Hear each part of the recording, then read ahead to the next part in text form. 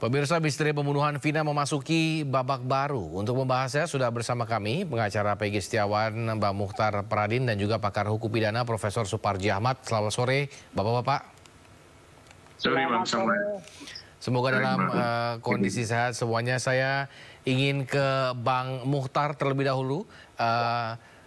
Polisi ini menyerahkan berkas Peggy ke Jati Jabar dan juga rekan-rekan dari pengacara Peggy hari ini kayaknya melakukan beberapa kunjungan. Boleh diceritakan, Bang?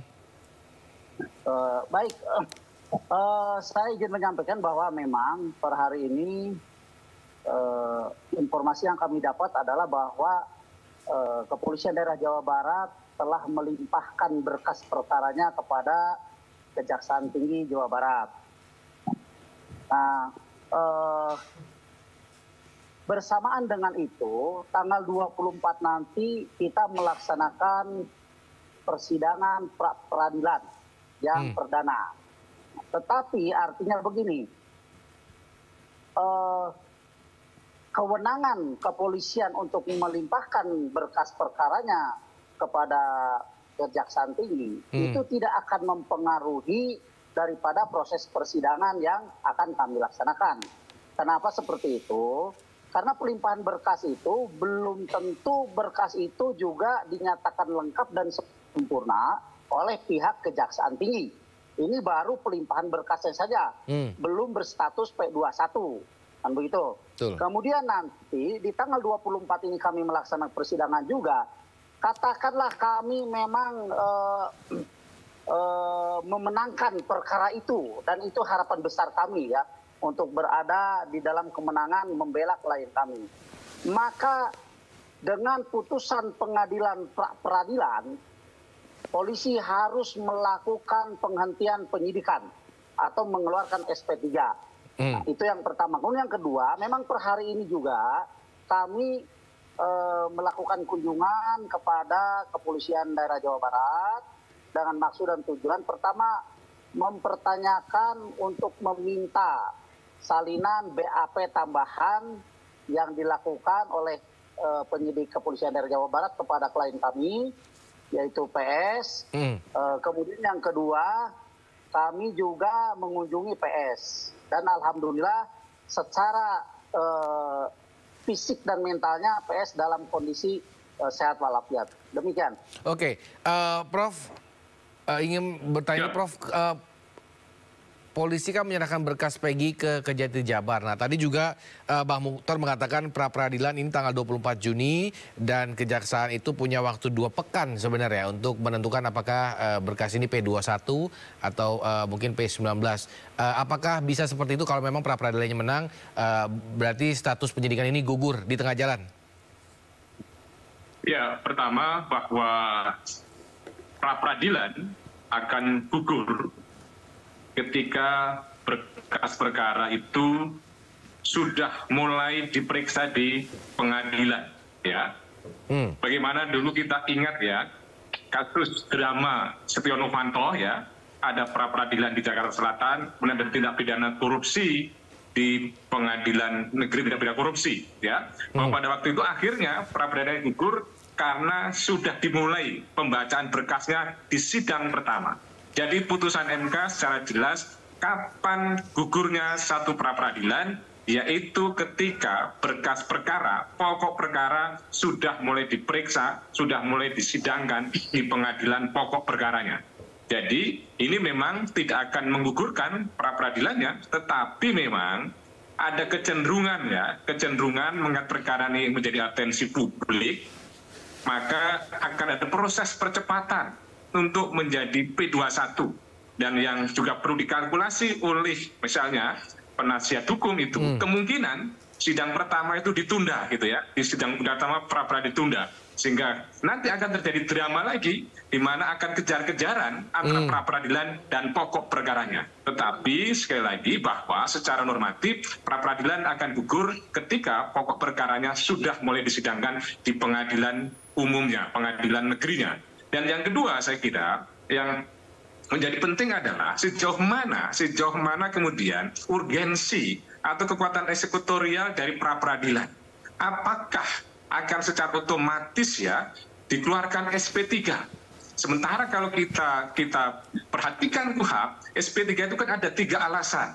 Karena misalnya bukan tindak pidana, kemudian yang kedua tidak cukup alat bukti, dan yang ketiga berhenti karena hukum daluarsa, meninggal dunia, atau kemudian nebis in idem, kalau aduan dicabut, itu secara normatif dalam konteks KUHP. Sehingga akan menjadi pertanyaan sejauh mana kemudian relevansi dan urgensi pra-peradilan tadi itu. Apakah akan berkorelasi langsung pada SP3? Karena pada dasarnya pra-peradilan itu kan memeriksa prosedur, memeriksa administrasi, memeriksa aspek formilnya saja. Dan nanti akan terjadi perdebatan prosedur mana yang kemudian dilanggar, prosedur mana yang tidak dipenuhi, administrasi yang tidak dipenuhi. Sekiranya memang ada hal-hal yang tidak dipenuhi, maka itu akan menyebabkan perbaikan prosedur saja. Dan catatan yang ketiga adalah, dan ini adalah perdebatan klasik dalam pra-peradilan, ketika mengatakan bahwa tidak cukup alat bukti dalam konteks sebagai pelaku tindak pidana, dianggap sebagai masuk pokok perkara, dianggap bukan ranah pra-peradilan, dianggap bukan kompetensi pra-peradilan, sehingga akhirnya bahwa banyak pra-peradilan itu ditolak karena dianggap perdebatannya adalah tidak cukup alat bukti. Maka dengan demikian menjadi penting adalah bagaimana penasihat hukum Peggy ini adalah mendalilkan ada kesalahan prosedur, kesalahan administrasi yang didukung dalil-dalil misalnya administrasi surat menyuratnya, didukung dengan alat bukti dan sebagainya. Jadi ini adalah satu tahapan yang menarik ya, dan ditunggu publik tentang bagaimana upaya membebaskan Peggy melalui pra-peradilan, tetapi bahwa ada satu kecenderungan dan problem serius dari pra-peradilan itu tidak memiliki kekuatan eksekutorial yang sangat-sangat efektif, mengingat pada dasarnya ketika dianggap salah prosedur, prosedurnya diperbaiki, perkara juga tetap lanjut. Maka disinilah satu hal yang kemudian harus dilakukan proses pembuktian oleh penasihat hukum, sehingga pada akhirnya memang hakim ya dalam amar putusannya itu menyatakan segera dikeluarkan SP3, segera dihentikan penyidikannya, dan lain sebagainya. Jadi juga sangat dipengaruhi oleh bagaimana posita, bagaimana petitum dari penasihat hukum Peggy dalam pra-peradilan tadi itu. Dan kalau kita lihat perkembangannya bahwa ini ada pelimpahan perkara di Kejaksaan Tinggi ini menunjukkan keseriusan dari Polda, penyidik untuk segera melimpahkan perkara, dan pelimpahan perkara ini tentunya nanti akan ada proses apakah P19, apakah P21, dan nanti akan pelimpahan juga kepada tersangkanya kepada Kejaksaan Tinggi. Tetapi ini adalah satu hal yang menarik dan dinamis ditunggu oleh publik tentang bagaimana dalil-dalil pra-peradilan nanti oleh penasihat hukum Peggy Setiawan itu. Baik, Prof, berarti ya kalau tadi memang mengatakan bagaimana polisi bergerak cepat, ya mungkin karena sebenarnya di tanggal 24 ini sudah ada sidang pra-peradilan nih, jadi mungkin harus cepat-cepat dimasukkan ke kejaksaan seperti itu jadinya. Tapi berarti memang pra-peradilan ini tidak menilai pokok perkara itu sendiri, berarti ya, Prof? Tidak hanya aspek formil saja. Jadi ibaratnya orang menilai cara makan, ya, apakah itu makannya sudah benar atau belum. Tidak sampai menilai makan itu menyebabkan kenyang atau tidak. Jadi hanya tata caranya saja, prosedur administrasi saja. Maka memang ini adalah satu mekanisme yang difasilitasi oleh KUHP, ya, sebagai mekanisme kontrol horizontal agar tidak ada kesewenang-wenangan aparat penegak hukum dalam menjalankan tugasnya agar melindungi asasi manusia. Tetapi ya mohon maaf saja bahwa ketika menang di pra-peradilan ternyata keluar sprindik baru, dan lain sebagainya. Dan tidak ada halangan, tidak ada hambatan untuk kemudian harus dieksekusi. Ini saya kira penasihat hukum Peggy harus secara cermat bagaimana menyusun petitumnya nanti sehingga betul-betul mendapatkan sebuah keadilan secara efektif, efisien, kontributif, dan produktif gitu. Baik. Bang Mukhtar, bagaimana Bang Mukhtar? Apa sudah siap para kuasa hukum terkait dengan kemungkinan bahwa pra-peradilan tadi antara kalah atau mungkin tidak terjadi karena misalkan sudah P21 bahkan sebelum tanggal 24, seperti itu bagaimana Bang Mukhtar?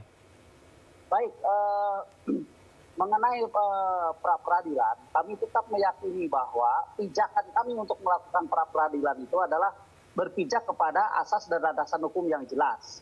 Ya. Salah satu diantaranya adalah adanya putusan Mahkamah Konstitusi nomor 21 tahun 2014. kemudian nomor 130 tahun 2015, ulangi, mohon maaf.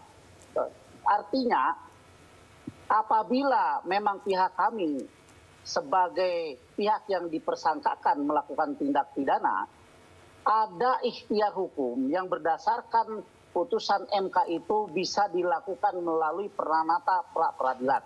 Itu yang pertama. Kemudian yang kedua, apakah nanti kami akan kalah atau menang? Nanti kita lihat saja bagaimana caranya kami menyajikan dalil-dalil kami di dalam persidangan itu supaya bisa meyakinkan hakim pra peradilan untuk untuk memegang apa yang disampaikan oleh kami, bahwa yang disampaikan oleh kami itu adalah berdasarkan alasan dan landasan hukum yang jelas. Itu. Kemudian yang kedua, yang selanjutnya, saya atau kami meyakini bahwa pelimpahan berkas perkara dari penyidik ke pihak Kejaksaan Tinggi itu belum dinyatakan P21 atau berkas perkara itu lengkap dan sempurna. Jadi hanya pelimpahan berkas perkara saja. Dan saya yakin ini tidak akan mempengaruhi tentang jalannya sidang peradilan. Itu demikian. Baik, Prof, berarti kalau tanggal 24 adalah jadwal sidang pra peradilan, kalau berkasnya sudah P21 tanggal 23 seperti itu, apakah pra peradilannya akan tetap berlangsung? Ya, pra peradilan akan tetap berlangsung ya, karena memang pelimpahan tersangkanya belum terjadi, dan pada sisi yang lain juga bahwa kan tentunya menunggu jadwal sidang di pengadilan negeri. Karena sekali lagi bahwa akan gugur pra peradilan sekiranya pokok perkara sudah mulai disidangkan di pengadilan negeri. Jadi ini akan sangat dipengaruhi bagaimana intensitas frekuensi dari Kejaksaan Tinggi melakukan penelitian berkas, mungkin langsung P21, dan kemudian penyidik langsung melimpahkan misalnya tersangkanya, dan kemudian langsung diajukan jadwal sidangnya. Saya kira ini memang suatu hal yang mungkin saja terjadi. Tetapi ini akan kita lihat perkembangannya bagaimana hari Senin besok itu, apakah memang pra peradilannya berjalan sesuai dengan jadwal atau ada penundaannya. Karena pada umumnya sidang pertama itu mungkin saja belum ada kesiapan, akhirnya ada penundaan, dan itu adalah hal-hal yang wajar. Ini saya kira perkembangan yang perlu dicermati. Intinya adalah bagaimana proses hukum ini berjalan sesuai dengan prosedur, substansi, dan kewenangan yang benar, sehingga kemudian betul-betul menghadirkan keadilan bagi para pencari keadilan. Gitu. Prof, saya penasaran ketika misalkan kesaksian para saksi lain yang memang secara tidak langsung berkaitan dengan status Peggy sendiri, misalkan Saka Tatal atau mungkin terpidana lainnya.